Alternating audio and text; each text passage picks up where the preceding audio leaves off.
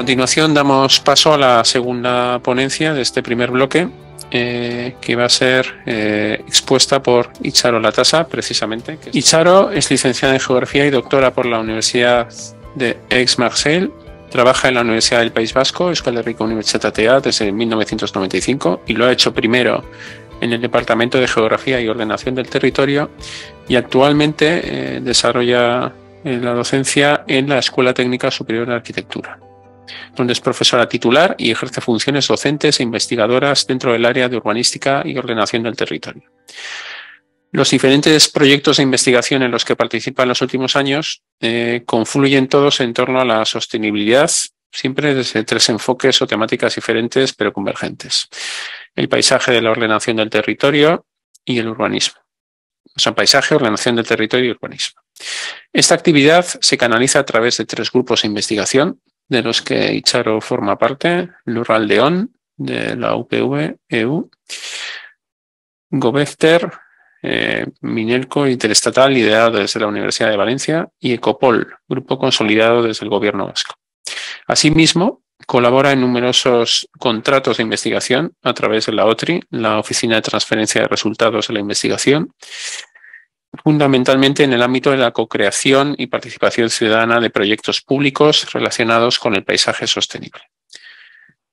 Le interesa de una manera especial la colaboración interdisciplinar y la creación de espacios y herramientas transdisciplinares como única alternativa a abordar el tránsito a una gestión sostenible, colaborativa y socialmente justa de los recursos y en general del ecosistema. A su vez, la divulgación de los resultados de la investigación como herramienta para promover la difusión en torno a una nueva cultura del territorio y transición hacia modelos sostenibles de habitar el planeta es otro pilar fundamental de su trabajo. Ejerce este tipo de tareas desde la Asociación Interprofesional de Ordenación del Territorio, entidad de la que es vicepresidenta, y a través de foros como CONAMA, Congreso Nacional de Medio Ambiente, y mediante ponencias, entrevistas, artículos de prensa, etcétera, en diferentes medios de difusión. Agradecer a Itxaro su disponibilidad, su participación y todas las facilidades mostradas. Y bueno, sin más dilación, Itxaro, cuando quieras, puedes comenzar. Mi presentación va un poco en la línea, en algunos de los aspectos en los que ha hecho incidencia Rubén, y en este caso pretende ser fundamentalmente una reflexión sobre la forma de habitar el planeta, insistiendo en ello, y sobre el modelo de sociedad al que aspiramos a partir de esa desigualdad y esa desconexión que existe actualmente entre el espacio rural y el espacio urbano. Vale. Ya está. Vale. Creo que no sorprenderá a nadie si empiezo afirmando que vivimos en un presente de crisis ambiental, climática, energética, de recursos. Y he elegido esta imagen, que es del pintor polaco Jacek Jerka, que resulta un poco inquietante y personalmente me produce cierta angustia, pero que representa lo que yo tengo en mente o aquello que me da miedo, que quiero reflejar, ¿no? Que es el divorcio entre nuestra especie y el planeta que habitamos, y en este caso el divorcio entre esa ciudad que está ahí arriba en la cumbre y el suelo, sobre el territorio sobre el que se ubica, generando territorios desestructurados, que es la idea de la ponencia, ¿no? Que han perdido su conexión. Esta situación dramática, preocupante que vivimos hoy en día se puede enfocar desde diferentes puntos de vista, es decir, construimos narrativas para explicarla y de hecho la prensa diariamente nos bombardea con este agobio, con este sentimiento de presión y de angustia.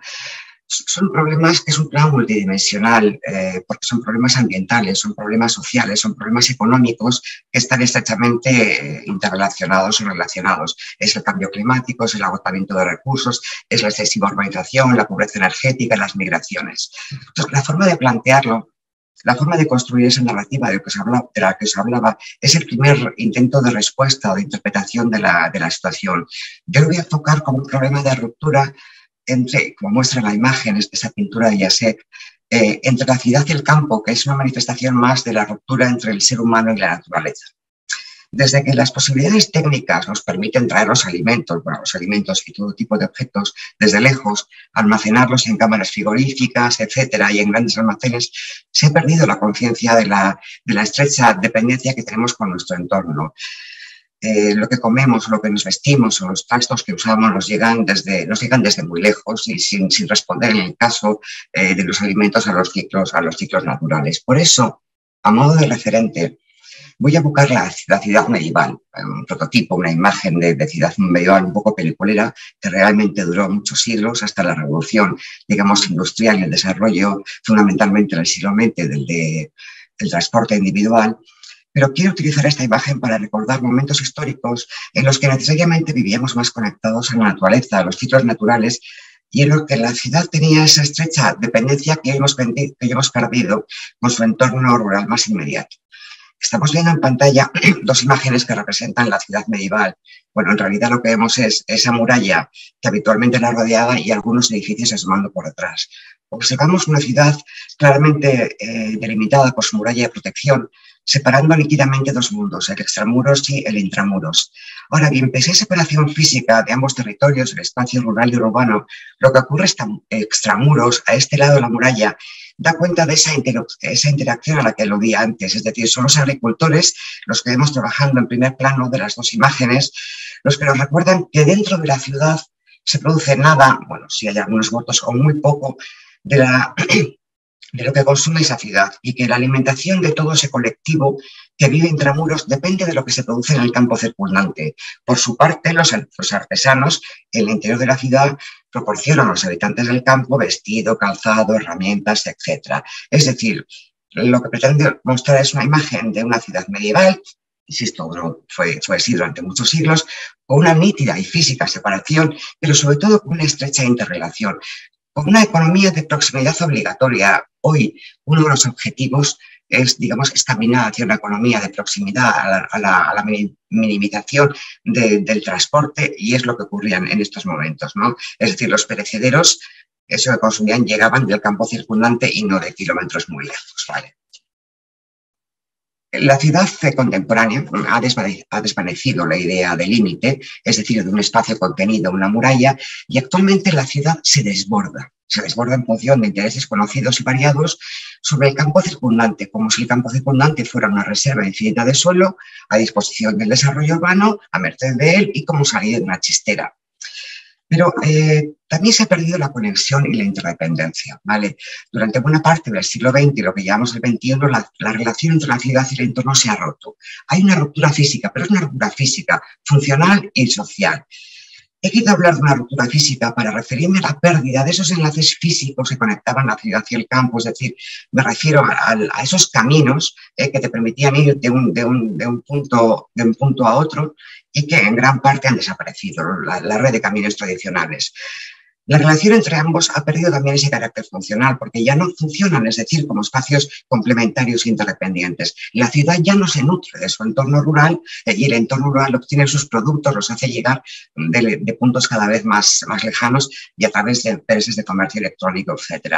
Y ruptura social porque los habitantes de la ciudad y del campo parecen formar parte de dos grupos sociales que se han distanciado y que aparentemente no comparten objetivos e intereses. Hay un término que es muy habitual y que yo no llevo muy bien y que es el término de urbanitas, menos el de paletos, pero todavía se sigue usando, tengo constancia de ello. Es decir, urbanita es esa persona, ese habitante de la ciudad que invade el campo. Entonces digo, urbanitas y paletos se dan la espalda como si sus economías no fueran complementarias y sus espacios no tuvieran que relacionarse y entre ellos comportarse de tal manera. Vale. La consecuencia de este proceso, de este desborde, es, bueno, pues separación, desborde y ruptura, ¿no? Y voy a dar unas pinceladas con respecto a este proceso y a sus consecuencias a través de la imagen que estamos viendo en pantalla y que corresponde con una ortofoto obtenida a través de Google Earth del noreste de la ciudad de Oviedo. Lo primero que a mí me llama la atención es lo que comentaba antes del crecimiento por desborde sobre el campo circundante, en muchos casos sobre las zonas más fértiles o valiosas del entorno. Pues como se ve en la imagen, por ejemplo, vemos el cauce pluvial que atraviesa y la pérdida de esas márgenes y de ese ecosistema tan rico. El espacio urbano, que es lo que vemos, se extiende a los lados de autovías y carreteras, formando largas franjas y creando espacios diversos y fragmentados de la periferia. Lo que vemos al noreste de Oviedo, es decir, esta imagen es eso, es un espacio fragmentado, compartimentado, de modo que la ciudad ya no es un espacio compacto, contenido en sus bordes. Y es que el crecimiento exponencial de la movilidad, en este caso ya metropolitana, tiende a propiciar una ocupación dispersa del territorio que antes era desconocida. Entonces la ciudad ya no es compacta, no se contiene, se desborda. El concepto de desborde en el sentido de que extralimita todas las posibilidades en lo social, en lo cultural, en lo ambiental, en lo económico, en fin. Entonces esa transición entre el espacio rural y el urbano se ha convertido en una franja efectivamente de desborde, entendido como que hemos sobrepasado todos los límites. El resultado lo estamos viendo, un conjunto desordenado de fragmentos urbanos a modo de islas intercaladas en un antiguo entorno rural. Es lo que conocemos también como urbanización dispersa, cuyos efectos territoriales, creo que también lo comentaba Rubén, ambientales e incluso sociales son catastróficos. La necesidad del coche, el consumo de energía, en fin. Ahora vamos a ver la imagen mucho más de cerca, la misma imagen de Oviedo, que yo creo que realmente es aquí donde es acercándonos, donde realmente vemos las dimensiones del problema. Vemos que muchos de estos fragmentos urbanos son verdaderas islas flotando en una matriz paisajística rural. No están rodeadas de mar, sino de carreteras que las aíslan y que es necesario cruzar para poder salir de ellas. Vemos que es un espacio, vemos zonas residenciales, multitud de zonas residenciales, otras zonas de suelos de actividades económicas e industriales, que son zonas teóricamente pensadas para vivir, pero no están diseñadas, no están creadas, no están estructuradas ni articuladas para habitar, ¿de acuerdo? Entonces, esa ruptura física de la que hablaba antes. Bajo la imagen he recogido una noticia que apareció en el periódico, regional sobre la dispersión en Asturias, que son los resultados de un estudio que había hecho la universidad, y comparando un poco este fenómeno que está ocurriendo en Asturias con lo que ocurre en Estados Unidos, ¿no? Y el temor a que vayamos hacia el mismo modelo. Y hablando de Estados Unidos, aquí tenemos una imagen de lo que sería un fragmento de un espacio residencial en Aurora, Colorado, Estados Unidos, ¿vale? Eso es solo un fragmento de una amplísima extensión de barrios residenciales de los que nos han hablado como en el sueño americano, es decir, la casa con un pedacito, la casa unifamiliar con un pedacito de terreno, de jardín y una valla. Nos llevamos el campo a casa, todo el mismo paquete y podemos formar así, o sea, un espacio urbanizado sin límites. Es el modelo que aquí también en España, porque igual me llamáis exagerada, nos vendieron durante un tiempo, fundamentalmente de forma previa a la crisis de 2008, pero también incluso con la pandemia, es decir, la idea de que todos queremos ese pedacito de naturaleza cerca de nosotros, ¿no? Ya sea en vivienda de primera residencia o en segunda, para escaparnos a ese campo domesticado. Entonces, lo que quiero resaltar aquí es que construimos las ciudades y los espacios urbanos que queremos. Es decir, nos dotamos a nosotros mismos del modelo, de esa forma de habitar. Entonces, en este caso es la mercadotecnia la que nos puede, las técnicas de marketing y lo que nos venden. Primero nos generan un deseo y luego nos venden un producto, ¿vale? Igual me habéis llamado exagerada porque me he ido a Aurora, Estados Unidos, pero aquí tenéis una imagen de Madrid, que no es ir tan lejos, la zona es en Ambite, un municipio de Madrid. La imagen de arriba es la imagen aérea que muestra un espacio urbano en mitad de ninguna parte, es decir, en mitad de un espacio rural invadido, y en la parte inferior de la pantalla vemos de cerca el barrio, es decir, esas casitas individuales con su trocito, no sé, de campo yermo o de algo no muy bien urbanizado, pero que nos han hecho creer que necesitamos una urbanización de baja densidad e invadiendo el campo. ¿De acuerdo? Me vengo a Euskadi más cerca, con un ejemplo que es, por lo menos en Guipúzcoa, bien conocido, que es el ejemplo de Oiartzun, que es una comunidad, es un municipio rural al este de Guipúzcoa, que por su proximidad a Donosti también ha tenido un desarrollo de urbanización dispersa que lo vemos claramente en las imágenes. Es un núcleo que está en torno a los 10.000 habitantes, que como veis en la imagen de 1954 era muy chiquitito, es decir, con un núcleo rural clásico con todas las tierras de labor rodeando, y ahora digamos que se ha expandido en estos 70 años en torno a las carreteras. Precisamente señalo con la flecha la imagen que estamos viendo porque es la que vamos a ver ahora en pantalla. A mí no me digáis que esto nos recuerda a la imagen de Aurora. Esto es, vale, cuantitativamente y en extensión no tiene nada que ver con el fenómeno americano, pero insisto, es un riesgo y es una opción de vida, y esto existe ya, ¿vale?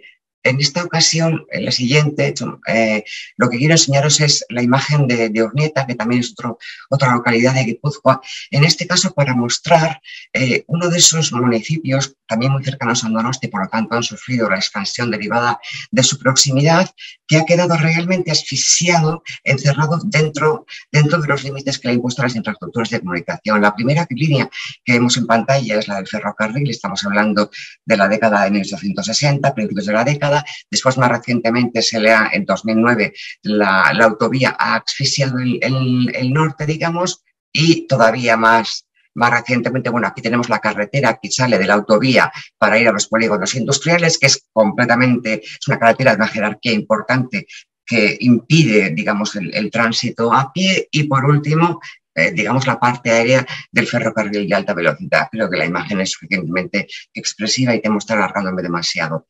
Bueno, aquí vemos la zona de Urnieta, que se ha visto afectada por el paso del tren de alta velocidad. La imagen es suficientemente significativa de ese desenlace, esa desconexión física. Vale, hasta ahora el panorama parece claro y yo creo que me he alargado un poco demasiado explicándolo porque quiero darme un tiempo para hablar de lo que puede ser la solución. Yo he generado una narrativa, un discurso en torno a un problema y lo he centrado en la ruptura, en la desconexión. Por lo tanto, es a través de esta misma idea que voy a elaborar una propuesta de salida, de mejora, una alternativa, que surge a partir de la idea de reconectar y reconciliar. Reconectar y reconciliar, o sea, reconciliar posturas que en principio, o objetivos que en principio parecen antagónicos, o puede parecer antagónica la protección de la naturaleza y el bienestar, y no tienen por qué serlo, o la economía y el medio ambiente, para reconectar la sociedad con la naturaleza y acercar a dos grupos sociales y, como hablaba antes, no pueden ser adversarios, la sociedad rural, la sociedad urbana, y por supuesto para reconectar la ciudad con su entorno. La imagen a la derecha me encanta, es un ecoducto, es un poco el reflejo, es la síntesis de la idea, ¿no? Y la alternativa, la propuesta, la herramienta que yo quiero recordaros es la infraestructura verde. Ya sé que está muy de moda, ya sé que todos hemos oído hablar de ella, pero quiero que reflexionemos sobre sus posibilidades y sobre las posibilidades que tiene la infraestructura verde para reconectar y reconciliar. Y por eso digo, es un reto fenomenal. ¿Cómo la definió la Unión Europea? Como una red. Es una red que es planificada, estratégicamente planificada, que incluye zonas naturales y seminaturales de alta calidad con elementos medioambientales, que está diseñada y gestionada para proporcionar un amplio abanico de servicios ecosistémicos para proteger la diversidad tanto de los asentamientos rurales como urbanos. La definición, si nos paramos a leerla, es importantísima y es muy potente. No tengo más tiempo, pero creo que da buena cuenta de lo que puede hacer. Vale, bueno, iré más adelante con ello.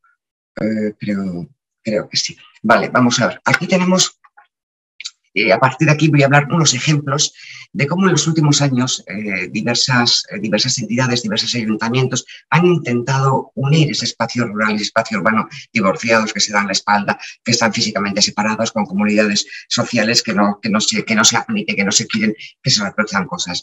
Este es el proyecto que el Ayuntamiento de Barcelona puso en marcha en 2011. Fue un concurso para unir Collserola con la ciudad de Barcelona. Hubo muchísimos proyectos, 250 y tantos mil euros se le dedicó al tema.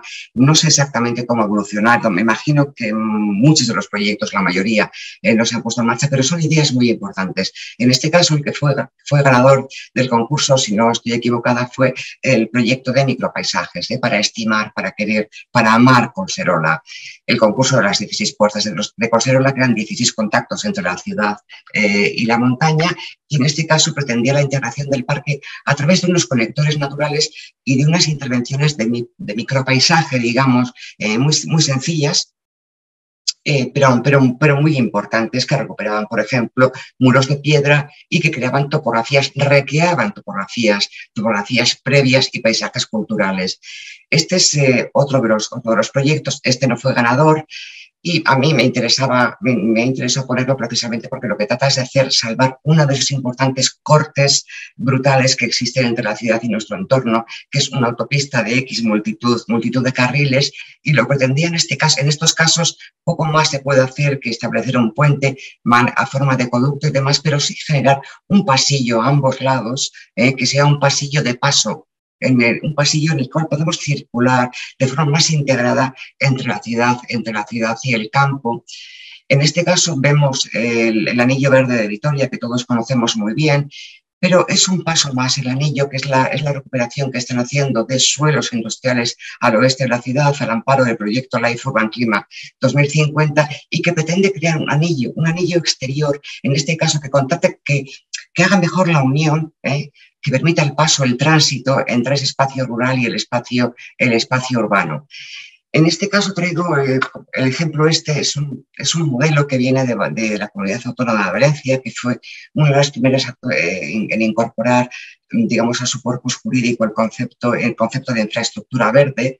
En este caso, una propuesta para conectar el borde urbano con el sistema rural. Los autores reclaman, digamos, la importante presencia de suelos industriales, pero también en general de actividad económica, y que en ellos hay que trabajar para intentar cumplir los mismos objetivos de sostenibilidad que en el resto de la ciudad, es decir, espacios habitables, espacios más densos, espacios más con capacidad de infiltración y demás. En este caso, me temo que ya estoy llegando al tiempo final, estamos viendo el Plan General de Ordenación Urbana de Erandio. Me gustó mucho el avance, no he podido encontrar otra referencia, el avance desde 2017, pero realmente hay una intención muy clara del Ayuntamiento, en este caso, de incluirlo en el Plan General de Ordenación Urbana. Y sobre todo lo que hacen aquí es un inventario, es decir, y el texto, si tenéis oportunidad de leerlo, el que está a la derecha, refleja muy bien esta idea, esta voluntad política, ¿no? La introducción del territorio y del hábitat rural dentro del urbano y viceversa. Y es unir todas las posibilidades, todos los elementos posibles para generar una infraestructura verde urbana que desconecte esos ámbitos tan perdidos. Es decir, también lo dejo para que lo leáis, es un enfoque global, una resolución global desde la idea de los límites que ya hemos perdido. Hay una diapositiva que no sé por qué la he perdido, que es la que algo me ha pasado algo me ha pasado, que he perdido una diapositiva en el camino. Lo que quería decir de la infraestructura verde, la diapositiva que he perdido, es que realmente es una red que permite reconciliar. ¿Por qué? Porque proporciona empleo, porque es un tránsito, es un paso, es un corredor del medio rural al medio urbano, porque es una red para que circulen todas las especies, como digo aquí, ¿vale? No solo el ser humano, sino las especies, y poder fomentar la biodiversidad y los servicios ecosistémicos. Por tanto, la clave para vivir es reordenar y planificar. Y no planificar de forma simultánea el espacio urbano y junto con la infraestructura verde, algo que no está ocurriendo. Quiero aprovechar para recordar que en Donostia en este momento se está haciendo un plan de infraestructura verde y a la vez se está revisando el plan general de ordenación urbana, y lo están haciendo empresas distintas, lo cual me parece ya un síntoma bastante preocupante. La creación de la infraestructura verde, la recuperación de esos espacios no puede hacerse de forma separada para los instrumentos de ordenación. Por tanto, reordenar, planificar para conectarnos. Una red verde para todas las especies. Muchas gracias y espero no haber sobrepasado el tiempo. Eskerrik asko, mi esker, Itxaro. Bueno, yo quería reforzar ese último mensaje que has lanzado, de la necesidad de planificar simultáneamente y coordinadamente pues lo que es la trama construida y el entorno natural, ¿no? O sea, que tiene que ser, vamos, todo uno, ¿no?